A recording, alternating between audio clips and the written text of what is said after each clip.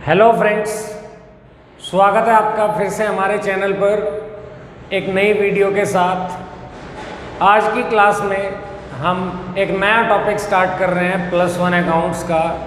Topic का नाम है बिल्स ऑफ एक्सचेंज। आज की वीडियो में हम बिल्स ऑफ एक्सचेंज क्या होता है और बिल्स ऑफ एक्सचेंज के फीचर्स क्या हो सकते हैं ये जानेंगे। तो आइए देखते हैं बिल्स ऑफ एक्सचेंज। हमने पढ़ा हुआ है कि जब भी हम कोई गुड्स परचेज करते हैं या सेल करते हैं तो उसे कैश में भी परचेज कर सकते हैं और क्रेडिट में भी परचेज कर सकते हैं। अगर हम कैश में परचेज या सेल करते हैं तो जिस पार्टी से हमने खरीदा या बेचा है सामान कैश में, उससे बाद में हमें कोई लेना देना नहीं होता, क्योंकि हमारी ट्रांजैक्शन का जो सेटलमेंट है वो उसी टाइम ऑन द स्पॉट हो चुका है। बट अगर हमने गुड्स को क्रेडिट पे परचेज या सेल किया है तो पैसा जो है वो हमारा फ्यूचर में आएगा। जितना भी हम क्रेडिट पीरियड अलाउ करते हैं या कोई हमें अवेल करता है, जो भी केस हो परचेज या सेल का, अगर परचेज किया है तो हम देखेंगे कि हमें सामने वाला कितना क्रेडिट पीरियड अलाउ कर रहा है। सेल किया है तो हम देखेंगे हम कितना क्रेडिट पीरियड अलाउ कर रहे हैं सामने वाले से। तो उसी बीच एक डॉक्यूमेंट प्रिपेयर होता है पेमेंट की सेटलमेंट के रिगार्डिंग, जिसे हम बिल्स ऑफ एक्सचेंज कहते हैं। आइए एग्जाम्पल से देखते हैं। एक पार्टी होती है सामान बेचने वाली। सपोज कोई ए है जो सेलर है, एक पार्टी है बी जो परचेजर है,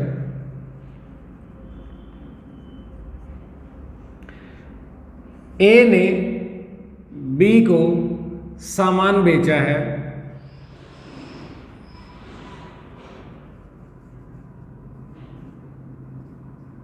क्रेडिट पर, मतलब अभी ए को पैसा नहीं मिला है। सपोज इनके बीच में एग्रीमेंट होता है कि पैसा जो है हम 3 महीने बाद देंगे। बी बोलता है कि मैं आपको आफ्टर 3 मंथ्स पैसे दूंगा।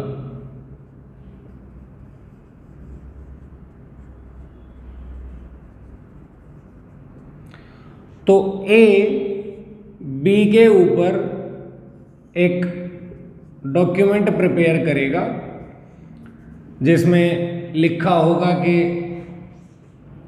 बी मुझे 3 महीने बाद इतने पैसे देगा इस डेट को, इस तरह की बातें लिखी होंगी।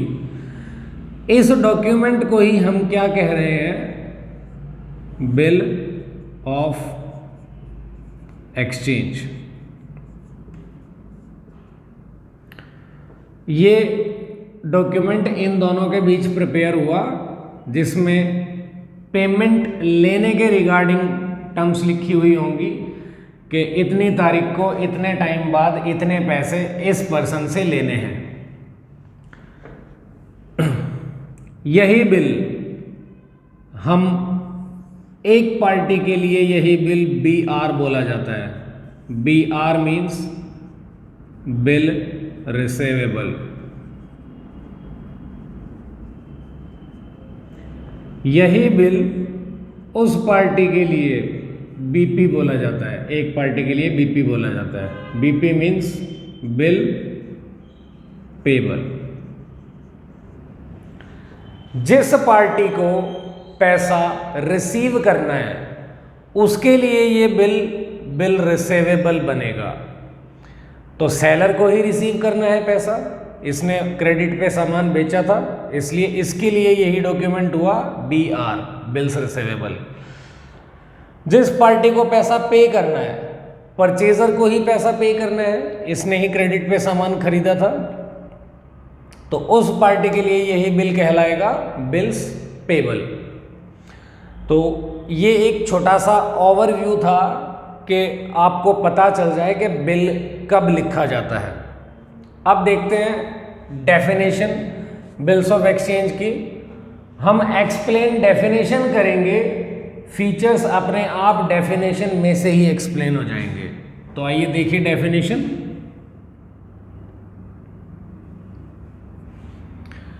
एक बिल ऑफ एक्सचेंज जो है वो कोई ऐसा इंस्ट्रूमेंट या डॉक्यूमेंट होता है जो राइटिंग में होता है। मतलब कोई भी oral agreement bill of exchange नहीं कहलाता, it must be in writing. आगे लिखा है containing N unconditional order. Order का यहां पर मतलब है कि यहां पर कोई रिक्वेस्ट नहीं की जा रही है पैसे लेने या देने से रिलेटेड। यहां पर आदेश किया जा रहा है, ऑर्डर दिया जा रहा है कि 3 महीने बाद आप मुझे मेरे पैसे दोगे।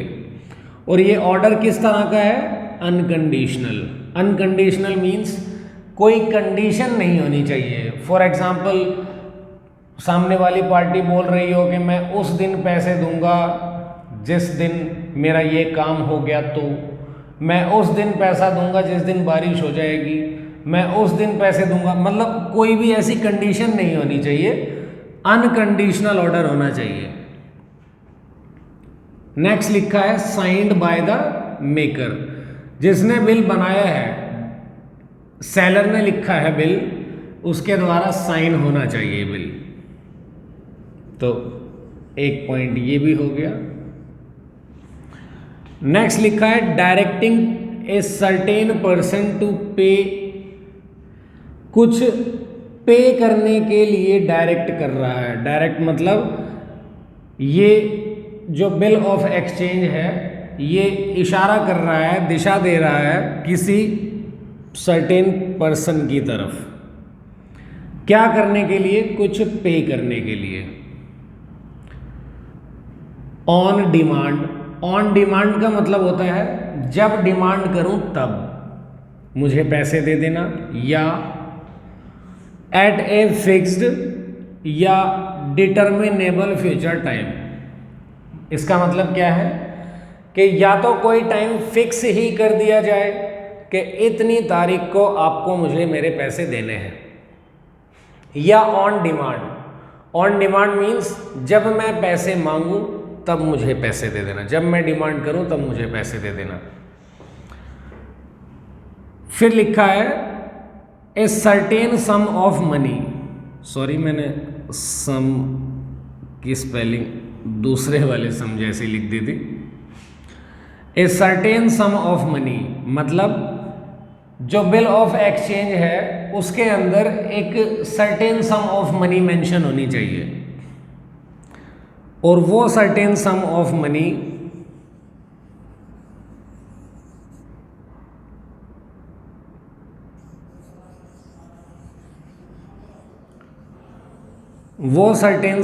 मनी पे की जाएगी या तो ओनली टू मतलब या तो सेलर को ही पे की जाएगी, या टू द ऑर्डर ऑफ, या किसी सर्टेन पर्सन के ऑर्डर के व्याप पे के उसको पैसे दे आओ, या फिर to the bearer of the instrument. Bearer of the instrument का मतलब होता है कि holder of the bill of exchange, holder of the document कौन है उसको पैसे दे आओ। सारी चीज़ों को कुछ सिचुएशंस डाल के या एग्जाम्पल्स लेके समझने की कोशिश करते हैं। अभी तक हमने क्या सीखा है कि एक बिल ऑफ एक्सचेंज अगर आया तो क्यों आया। दो पार्टीज ने क्रेडिट में कोई ट्रांजैक्शन की जिसकी पेमेंट की सेटलमेंट किसी फ्यूचर डेट को होगी, तो जिस भी फ्यूचर डेट को होगी पेमेंट 1 महीने बाद, 2 महीने बाद, 45 दिन बाद, 90 दिन बाद, जिस भी डेट को सेटलमेंट होगी उसके लिए पहले से एक डॉक्यूमेंट प्रिपेयर किया जा रहा है कि इस तारीख को आप मुझे मेरे पैसे देंगे। उस डॉक्यूमेंट को हम नाम दे रहे हैं बिल ऑफ एक्सचेंज। यही बिल ऑफ एक्सचेंज हमने बताया कि एक पार्टी के लिए ये bill of exchange bills receivable कहलाता है, एक पार्टी के लिए ये bill of exchange bills payable कहलाता है। किस पार्टी के लिए बिल्स रिसीवेबल कहलाएगा? जिसे बिल के अगेंस्ट पैसा रिसीव होना है। तो रिसीव किसको होगा? सेलर को। नेक्स्ट, किस पार्टी के लिए बिल्स पेबल रहेगा? जिसे पैसा पे करना है। तो किसे पे करना है? परचेजर को। तो इस डॉक्यूमेंट को बोला जाता है, जो इस सिचुएशन में प्रिपेयर किया जाता है, उस डॉक्यूमेंट को बोला जाता है बिल्स ऑफ एक्सचेंज। उसके बाद हम डेफिनेशन पढ़ रहे थे, तो हमने डेफिनेशन की फर्स्ट लाइन में देखा कि बिल ऑफ एक्सचेंज जो है वो एक रिटन डॉक्यूमेंट होना चाहिए, एक ऐसा डॉक्यूमेंट होना चाहिए जो राइटिंग में हो। तो यही हमारा पहला फीचर भी हो सकता है कि a bill of exchange must be in writing form. फिर हमने देखा कि ये जो बिल ऑफ एक्सचेंज है जो लिखा जा रहा है दो पार्टी के बीच, जिसे सेलर लिख रहा है परचेजर के लिए, तो सेलर यहाँ पर कोई रिक्वेस्ट नहीं कर रहा है, सेलर यहाँ पर ऑर्डर दे रहा है कि मुझे मेरा पैसा इतने दिन बाद इस तारीख को चाहिए। और वो जो ऑर्डर है वो अनकंडीशनल ऑर्डर है। अनकंडीशनल मीन्स कि कोई भी पेमेंट के लिए कंडीशन नहीं होनी चाहिए। क्या पता सामने वाली पार्टी कोई कंडीशन लगा दे कि मेरा पैसा अगर वहाँ से आ गया तो मैं आपका पैसा दे दूँगा, ये कोई कंडीशन हो गई। इस तरह की कोई कंडीशन मेंशन नहीं होनी चाहिए बिल के अंदर। नेक्स्ट है कि जो बनाएगा बिल, ये हमारा सेकंड फीचर हो सकता है। जो बिल को ड्रॉ करेगा वो साइन भी करेगा आपने, और ड्रॉ कौन करेगा? सेलर।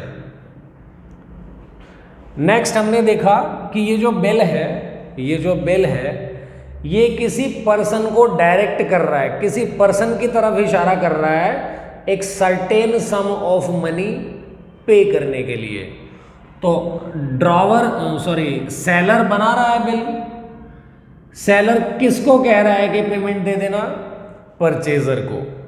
तो परचेजर कोई सर्टेन पर्सन है जिसे ये बिल डायरेक्ट कर रहा है कुछ पैसा पे करने के लिए, एक सर्टेन सम ऑफ मनी पे करने के लिए। कब पे करने के लिए? या तो ऑन डिमांड, या तो on demand. On demand means जब मुझे पैसे की ज़रूरत हो तब मैं मांग लूँगा, मुझे मेरे पैसे दे देना, डिमांड करते ही। फॉर एग्ज़ाम्पल, हम जब छोटे थे तो हमारे पॉकेट में कोई पैसे रहते थे या कोई रिलेटिव्स हमें पैसे दे देते थे, वो पैसे हम अपनी मम्मी को जाकर दे दिया करते थे। और क्या बोलते थे हम? अगर मुझे कभी ज़रूरत पड़े या जब भी मैं पैसे मांगूं तो मेरे पैसे दे देना, उसे कहेंगे ऑन डिमांड। तो डिमांड करते ही पैसे मिल जाए, या फिर किसी फिक्स्ड टाइम पीरियड में, फिक्स्ड टाइम पीरियड या determinable future time. Determinable future time means जिसको कैलकुलेट किया जा सके, डिटरमाइन किया जा सके, ऐसे किसी फ्यूचर डेट पे या डिमांड करते हुए पैसे मिल जाने चाहिए। किसे मिल जाने चाहिए? या तो उसे ही मिलेंगे पैसे जिसने बिल लिखा है, क्योंकि जिसने सामान बेचा है उधार पे वही तो पैसे लेगा। बट ऐसा 100% ट्रू नहीं है कि उसे ही पैसे मिलते हैं, किसी और को भी पैसे मिल जाते हैं। तो या तो उसे ही पैसे मिले या किसी सर्टेन पर्सन के ऑर्डर के हिसाब से कि उसे पैसे दे के आइए, या उस बंदे को पैसे मिले जिस के प्रति ऑर्डर किया गया है, या होल्डर ऑफ द इंस्ट्रूमेंट या बियरर ऑफ द इंस्ट्रूमेंट। ये बियरर ऑफ द इंस्ट्रूमेंट या होल्डर ऑफ द इंस्ट्रूमेंट क्या है? जितने टाइम का भी हमने बिल लिखा है, सपोज 1 मंथ 2 मंथ 3 मंथ, जितने टाइम का भी हमने बिल लिखा है, तो बिल ऑफ एक्सचेंज में एक फीचर होता है कि ये एक बियरर इंस्ट्रूमेंट होता है। बियरर इंस्ट्रूमेंट क्या मतलब? एक ट्रांसफरेबल इंस्ट्रूमेंट होता है ये, जिसे any number of times transfer किया जाता है। कब तक? जब तक वो पेमेंट देने की डेट नहीं आ जाती। कितने बार भी आप ट्रांसफ़र कर सकते हो किसी को भी बिल ऑफ एक्सचेंज को, जब तक उसकी पैसे देने की डेट नहीं आ जाती। तो ऐसा ज़रूरी नहीं है कि पैसे लेने के या देने के टाइम पे वो बिल सेलर ही लेके बैठा हो, क्या पता इसने ट्रांसफ़र कर दिया हो किसी को। इसलिए लिखा गया है लास्ट लाइन में डेफिनेशन की में कि पैसा हो सकता है होल्डर ऑफ द इंस्ट्रूमेंट या बियरर ऑफ द इंस्ट्रूमेंट को पे करना पड़ जाए, जो भी उस डेट को बिल लेके बैठा होगा। बियरर इंस्ट्रूमेंट का मतलब क्या है? बियरर इंस्ट्रूमेंट का मतलब है कि आपके साइन नहीं है रजिस्टर्ड के इसे ही ये बिल रखना है, वो किसी को भी ट्रांसफ़र किया जा सकता है, उसे कहते हैं बियरर इंस्ट्रूमेंट। सपोज हमारे जो करेंसी नोट्स हैं, कोई भी रुपये का नोट आप देख लीजिए, 10 रुपये, 50 रुपये, 100 रुपये, कोई भी नोट, वहाँ पे लिखा होता है I promise to pay to the bearer a sum of 10 रुपये का नोट है तो ए सम ऑफ 10 रुपये, 20 का है तो ए सम ऑफ 20 रुपये, आई promise to pay to the bearer लिखा होता है। तो क्या आपके पास जो 100 रुपये का नोट है सपोज, अगर वो 100 रुपये का नोट आप मुझे दे दें तो क्या आप प्रूव कर देंगे कि ये मेरा ही नोट है? जिसके हाथ में चला गया उसका ही है, उसे कहते हैं बियरर इंस्ट्रूमेंट या ट्रांसफरेबल इंस्ट्रूमेंट। उम्मीद है आपको बिल्स ऑफ एक्सचेंज की जो डेफिनेशन हमने एक्सप्लेन की है कि बिल ऑफ एक्सचेंज होता क्या है वो समझ आई होगी। डेफिनेशन के ही अंदर हमने कहा कि फीचर्स भी शामिल हैं कि बिल्स ऑफ एक्सचेंज एक रिटन डॉक्यूमेंट होना चाहिए जिसके अंदर एक ऑर्डर होता है जो अनकंडीशनल होता है, साइन बाय द पार्टीज होना चाहिए, जो भी उस पार्टी उसमें बिल्स ऑफ एक्सचेंज में मेंशन है, ये लिखेगा बिल, ये एक्सेप्ट करेगा बिल। एक सर्टेन पर्सन को डायरेक्ट करने वाला होना चाहिए कि किसी सर्टेन पर्सन को पेमेंट करनी है। एक टाइम होना चाहिए कि कितने टाइम में हम पैसे देंगे और किसे पैसे देंगे, एक सर्टेन सम ऑफ मनी देंगे। ये चीज़ें बिल ऑफ एक्सचेंज में फीचर्स में शामिल हैं जो हमने डेफिनेशन में ही कवर की हैं। उम्मीद है आपको आज की वीडियो में कुछ सीखने को मिला होगा। अगर आपका कोई सजेशन है तो प्लीज़ हमें कमेंट बॉक्स में बताएं ताकि हमें भी थोड़ा मोटिवेशन मिले। और अगर आपको कुछ इम्प्रूवमेंट हुआ, आपका कुछ सीखने को मिला, कोई लॉजिक्स या कॉन्सेप्ट्स आपके डेवलप हुए हैं हमारी वीडियोस को देखकर, तो प्लीज़ हमारे चैनल को ज़्यादा से ज़्यादा सब्सक्राइब करिए, शेयर करिए और वीडियो को लाइक करिए। Thank you.